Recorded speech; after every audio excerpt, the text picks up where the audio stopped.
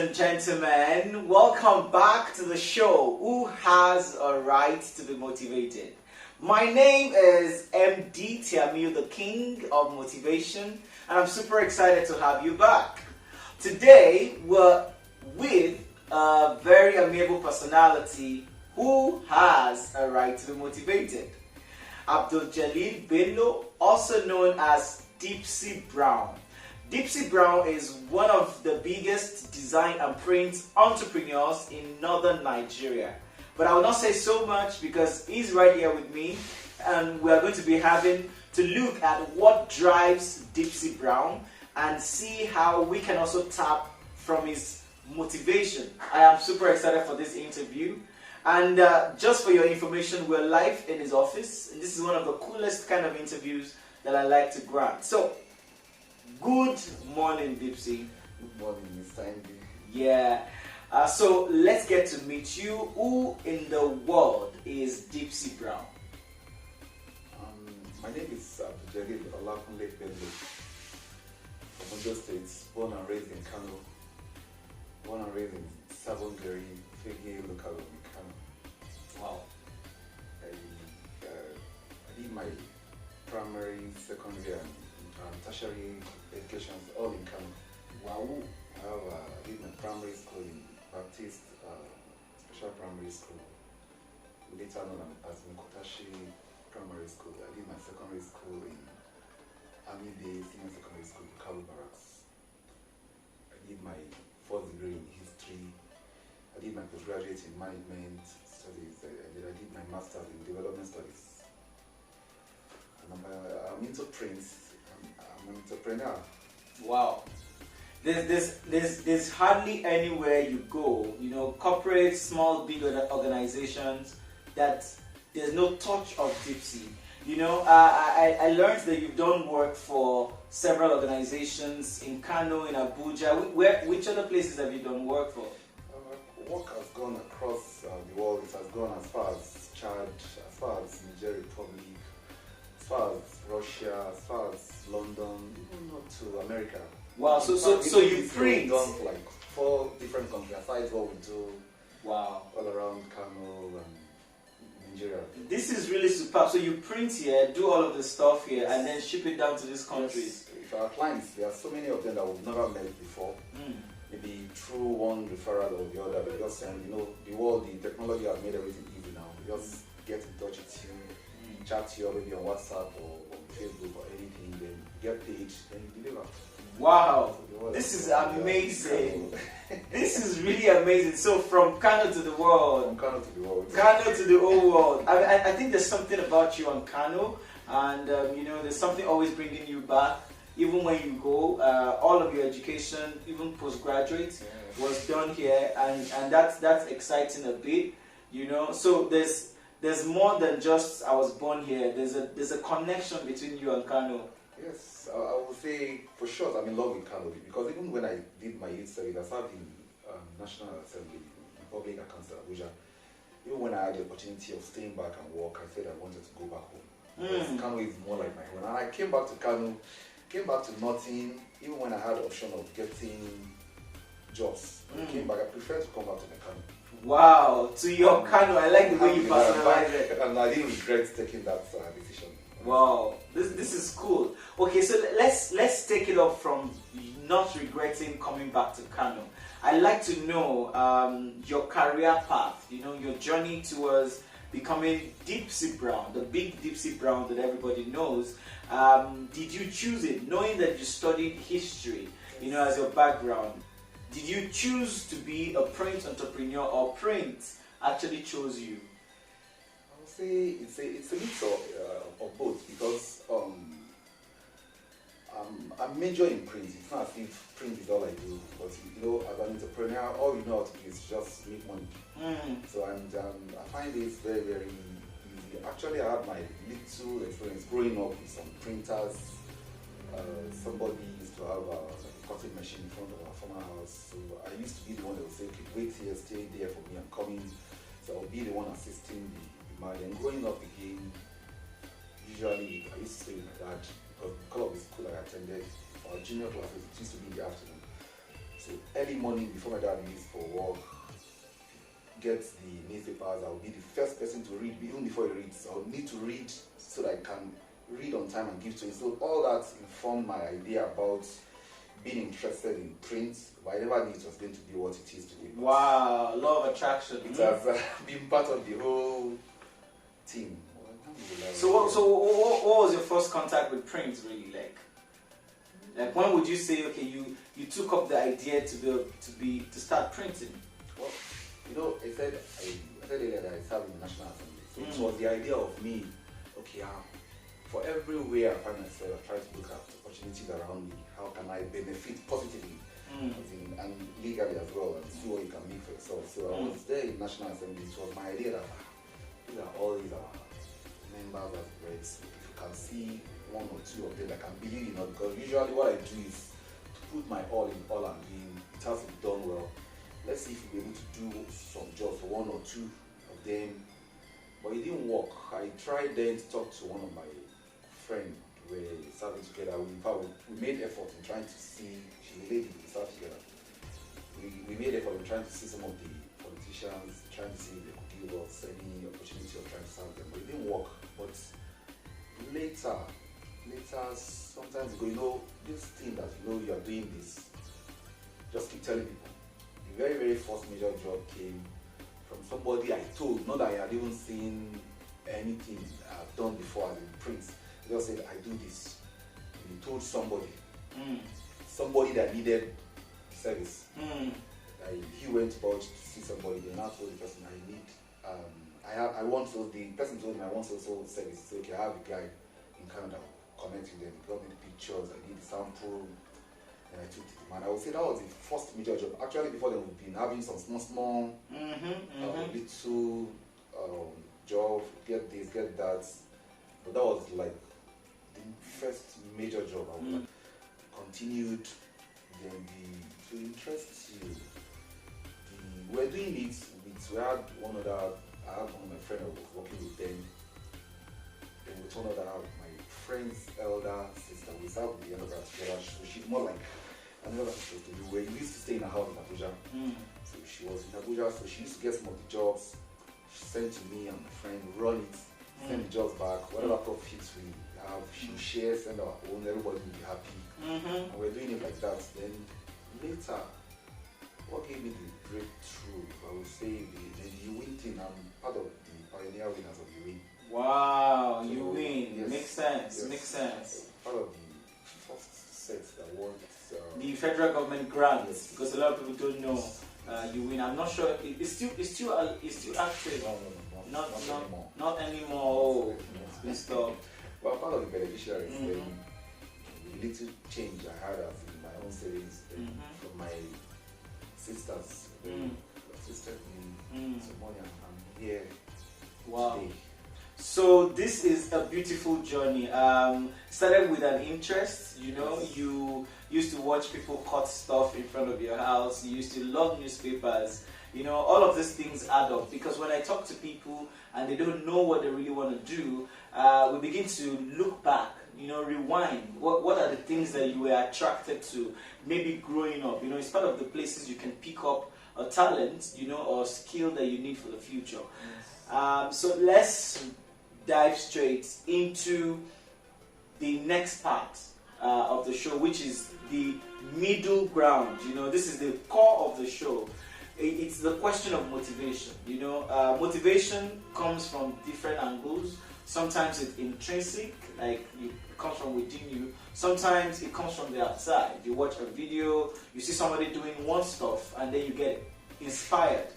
For you, Deepsy Brown, when it looks like life, you know, isn't working out, when it looks like, because in business there are ups and downs, Sure. there are blue days and there are black days, you know, when it looks like something isn't just making sense, Deepsy, how do you pick yourself up?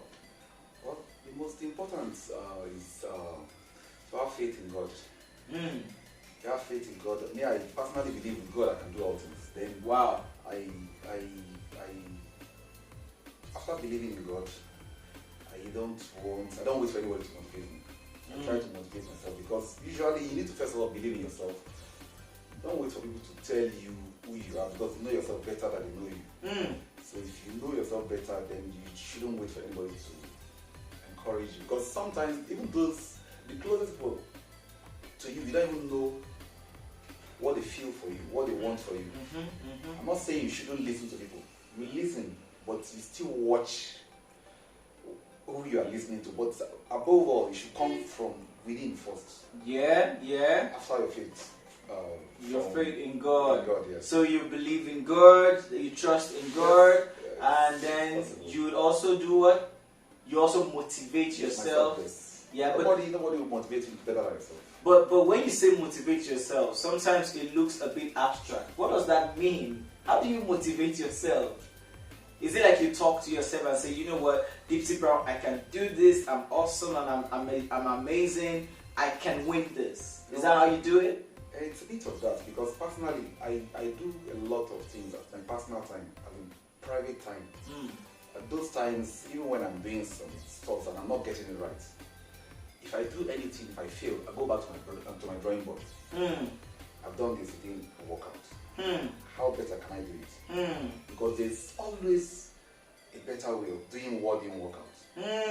You go back and check how better can I do this stuff. So you mean self-assessment, tracing back. That's motivational, yeah? You see, okay, in the last 2-3 months I've done this. So keeping an account of what you've done and also checking up on the results.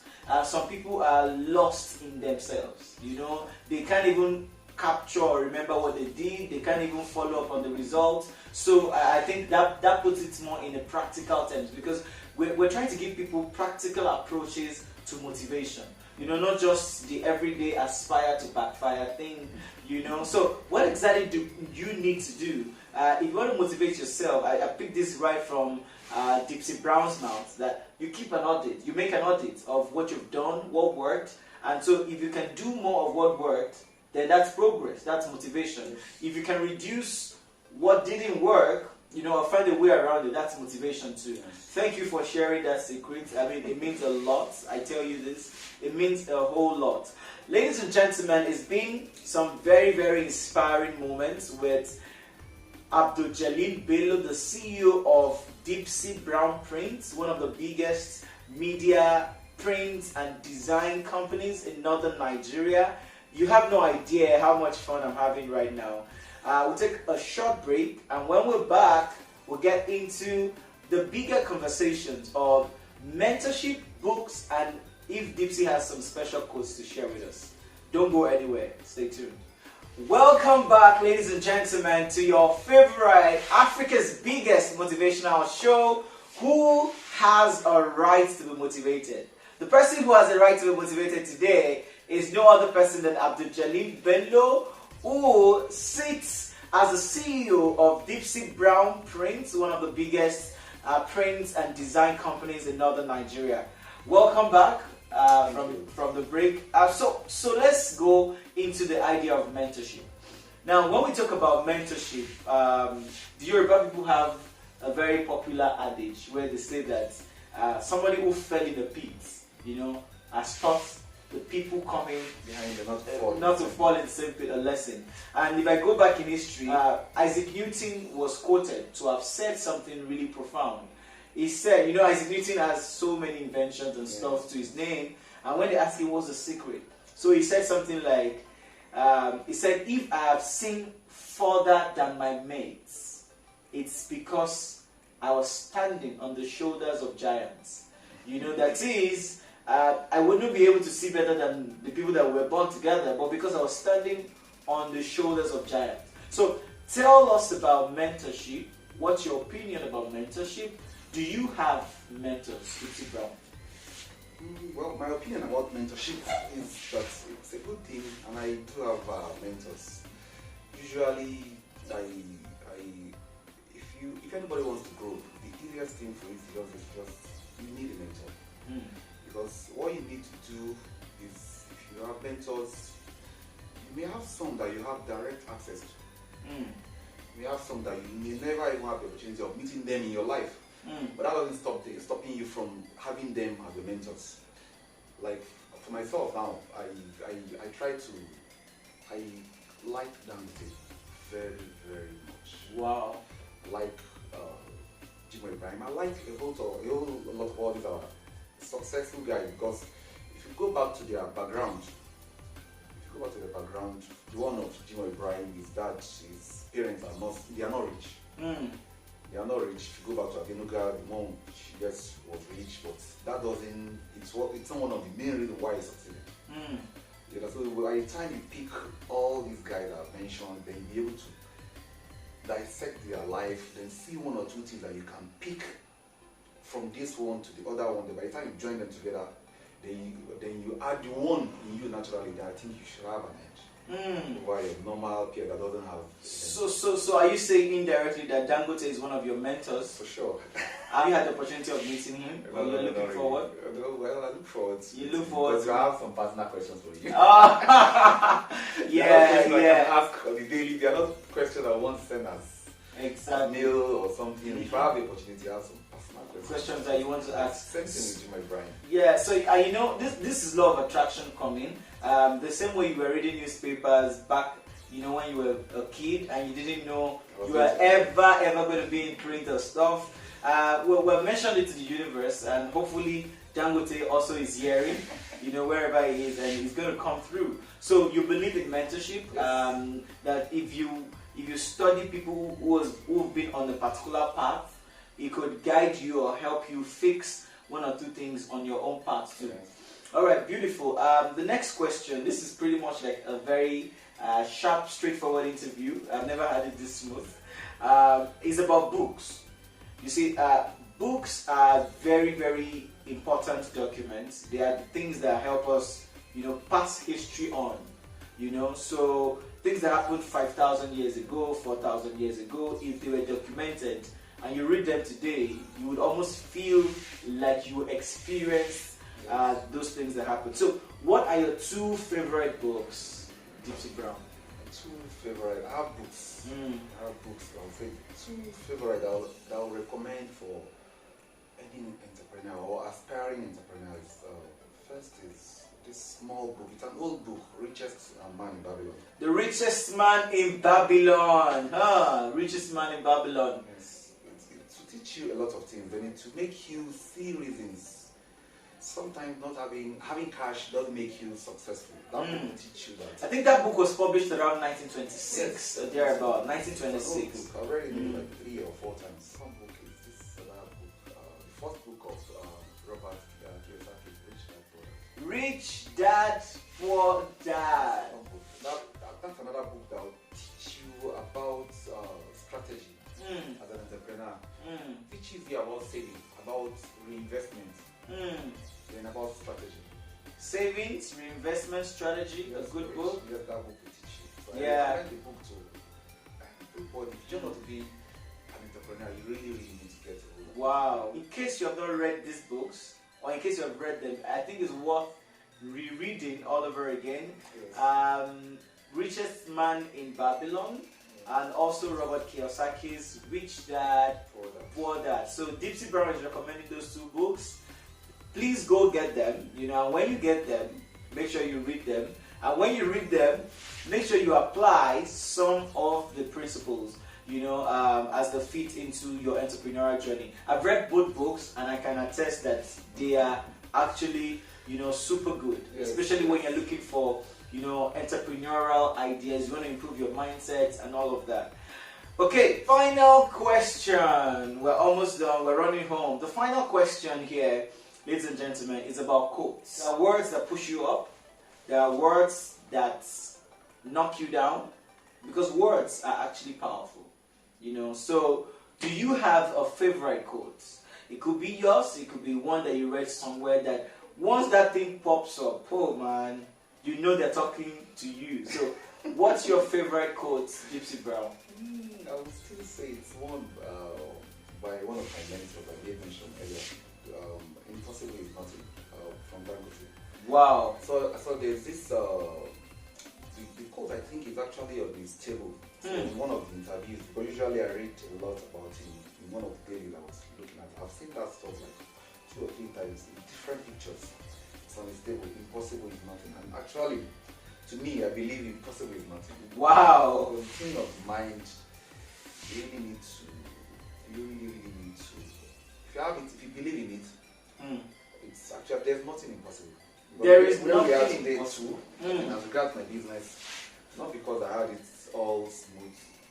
It was just because of the fact that one believed in God and we believe it is possible. That's where we are today.